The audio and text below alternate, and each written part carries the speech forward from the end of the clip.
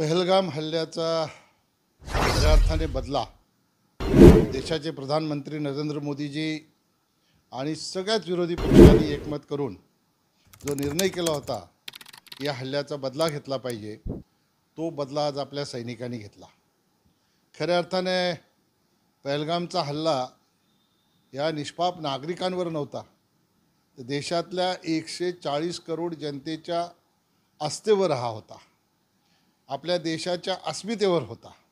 आणि खऱ्या अर्थाने देशाच्या प्रधानमंत्र्यांनी जम्मू आणि काश्मीरमधल्या वातावरणामध्ये बदल करून विकासाच्या दृष्टिकोनातून जम्मू आणि काश्मीरला मुख्य प्रवाहामध्ये आणून जम्मू आणि काश्मीरच्याबद्दल फक्त देशातीलच नागरिकांना नाही तर विश्वातील नागरिकांना जो जम्मू आणि काश्मीरच्याबद्दल विश्वास निर्माण करून दिला होता, त्या विश्वासावर हल्ला होता। आणि म्हणून याचा प्रतिशोध घेणं हे तितकंच गरजेचं होतं। आणि काल 9 ठिकाणी पाकिस्तानमध्ये अतिरेक्यांच्या त्यांच्या कॅम्पवर हल्ला करून खऱ्या अर्थाने आपल्या सैनिकांनी भारताच्या सैन्याची ताकद काय आहे हे दाखवून दिलेलं आहे। त्यांच्या आणि आपल्या मानसिकतेतला फरक काय आहे हेही दाखवून दिलेलं आहे।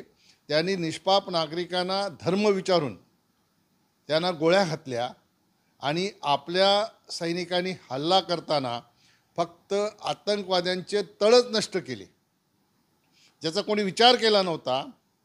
अशा ठिकाणी बॉर्डरपासून 400 किलोमीटर आत जाऊन आपल्या सैनिकांनी खऱ्या अर्थाने आतंकवादावर हल्ला केला। याच्यातून पाकिस्ताननी शिकवण घेतली पाहिजे आणि त्यांच्याकडे असलेले आतंकवादी तळ, आतंकवादी ह्यांच्यावर स्वतः कारवाई केली पाहिजे आणि आतंकवादापासून पाकिस्तानला मुक्त केलं पाहिजे। भारताची मानसिकता जी आहे, आता जर पाकिस्ताननी ह्याचं उत्तर देण्याचा प्रयत्न केला तर निश्चितपणाने भारताची सेना अजून त्याला चोख उत्तर देईल। मी ह्या हल्ल्याच्या बाबतीत एवढंच सांगेन की खऱ्या अर्थाने पहलगाममध्ये आमचे जे निष्पाप नागरिक ज्यांना आतंकवाद्यांनी मारलं त्यांना ही खरी श्रद्धांजली आहे।